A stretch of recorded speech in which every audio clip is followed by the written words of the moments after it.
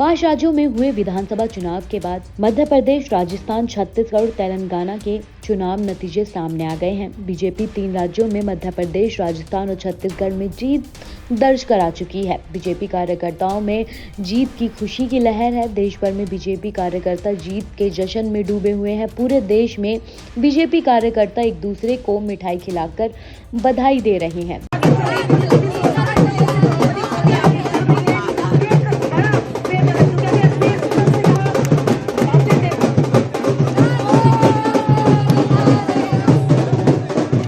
BJP को मिली bumper बढ़त पर केंद्रीय मंत्री नरेंद्र सिंह तोमर का भी रिएक्शन आ गया है। मध्य प्रदेश में बीजेपी की शानदार जीत पर केंद्रीय मंत्री नरेंद्र सिंह तोमर ने अपना रिएक्शन देते हुए कहा, छत्तीसगढ़, मध्य प्रदेश और राजस्थान में मिली जीत के लिए मैं जनता का आभार करता हूं।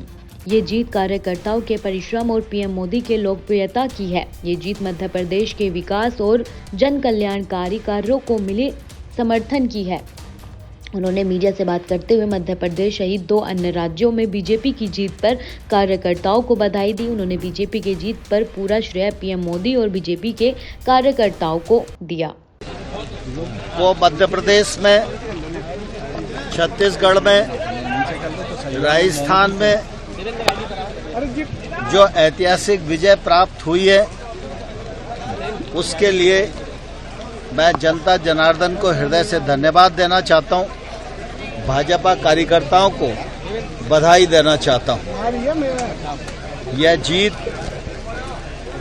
कार्यकर्ताओं के परिश्रम और नरेंद्र मोदी जी की लोकप्रियता की जीत है।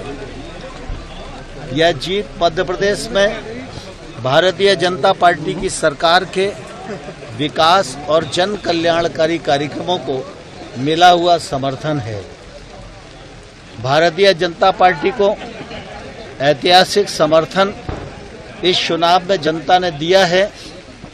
भारतीय जनता पार्टी की कोशिश रहेगी कि आने वाले कल में नई सरकार जनता की अपेक्षा के अनुरूप काम करे और मध्य प्रदेश को स्वर्णिम मध्य प्रदेश के रूप में तब्दील करने की दिशा में आगे बढ़े। अब तो सरकार बन गई है, सीएम का चेहरा कौन होगा? तो वहीं केंद्रीय मंत्री और नरसिंहपुर से बीजेपी उम्मीदवार प्रहलाद सिंह पटेल ने भी बीजेपी की जीत पर अपना रिएक्शन दिया। उन्होंने मीडिया से बात करते हुए कहा, मैंने कहा था कि 2003 को 2023 में दोहराया जाएगा और आज यही नतीजे में देखा जा सकता है। मैं मध्य प्रदेश की जनता और पार्टी कार्यकर्ताओं को धन्यवाद देता हूं। उन्होंने आगे पीएम मोदी का भी जिक्र किया। उन्होंने कहा कि मध्य प्रदेश में बीजेपी की जीत में पीएम मोदी के नाम का मैसेज है। उन्होंने कहा कि कार्य प्रणाली की वजह से बीजेपी मध्य प्रदेश में जीत दर्ज की है। इसी के साथ उन्होंने बीजेपी कार्यकर्ताओं को जीत की बधाई दी। उन्होंने मध्य प्रदेश की जनता का शुक्रिया भी अदा किया और कहा कि हम यही नहीं रुकेंगे, आगे लोकसभा 2024 का चुनाव है, हम इसके लिए काम पर फिर से लगेंगे और 2024 में ऐतिहासिक विजय हासिल करेंगे। रुझान था सारी जो उनको लांघते हुए बड़ी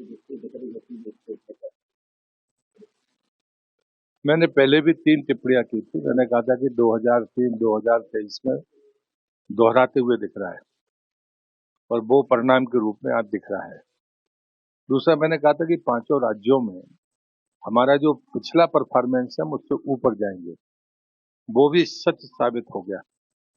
तीसरी बात मैंने कही थी, ये मोदी नाम का मैजिक है, कार्य प्रणाली का जो परिवर्तन है और जो कार्य प्रणाली के 4 स्तंभ थे, गरीब कल्याण का संकल्प, महिला सशक्तिकरण और युवाओं के भविष्य की चिंता कि उनका जीवन हमसे बेहतर हो और किसान का सम्मान भी रहे और उसकी परिश्रम की कीमत भी उसको मिले।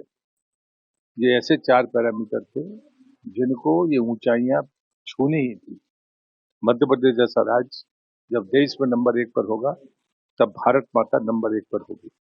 तो मुझे लगता है कि ये जो परिणाम है, इस बात के लिए मैं अब मध्य प्रदेश की जनता का आभारी हूं, उनका अभिनंदन करता हूं और कार्यकर्ताओं को बधाई देता हूं। और इसलिए और ये एक बात यहाँ रुकने वाली नहीं है, अभी हमें बहुत ऊंचाइयों तक जाना है। इसलिए सबको अभी से फिर से काम पर लगने की जरूरत है। 2024 में हम फिर से ऐतिहासिक विजय जब हासिल करेंगे तब हम भारत माता को नंबर 1 पर पहुंचाने में सफल होंगे। छत्तीसगढ़ के उदाहरण की किसी की उम्मीद नहीं थी, शायद पार्टी के लिए। नहीं, मैंने पहले भी कहा था, सुबह भी मैंने आपसे कहा था, ये रुझान हमें सफलता देंगे और वो रुझान सामने परिणाम के तौर पर अब सामने आ गए। मुझे कोई संदेह नहीं था, क्योंकि मुझे लगता है कि राजस्थान, मध्य प्रदेश और छत्तीसगढ़ के ट्रेंड में मैं अंतर नहीं देखता। अगर पिछली घटना हम छोड़ दें, अन्यथा एक सा ही ट्रेंड रहा है। इस आखिरी सवाल से कांग्रेस की हार में क्या आप सनातन या जाति में बांटने का कारण देखते हैं? कांग्रेस का चेहरा बेनकाब हो गया है। आश्वासन की राजनीति, प्रलोभन की राजनीति और जो विकास का उनका जो मॉडल रहा है, उसमें विरासत को कोई स्थान नहीं था। आप सांस्कृतिक विचार और विरासत के बगैर किसी विकास की कल्पना करेंगे तो वह भारत का विकास नहीं होगा। आज दुनिया हमारे विकास के मॉडल को इसलिए स्वीकार कर रही है क्योंकि हमने विरासत को साथ में लिया है।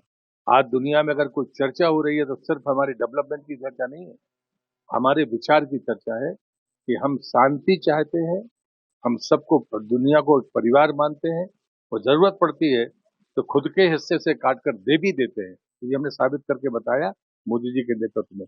ये विचार बड़ी चीज होती है।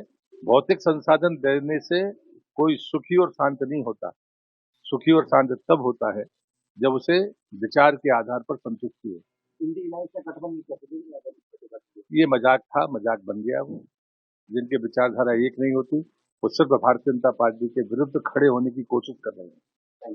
आप ऐसी ही तमाम जानकारियों के लिए हमारे साथ जुड़े रहें और देखते रहें सहारा समय का डिजिटल प्लेटफॉर्म।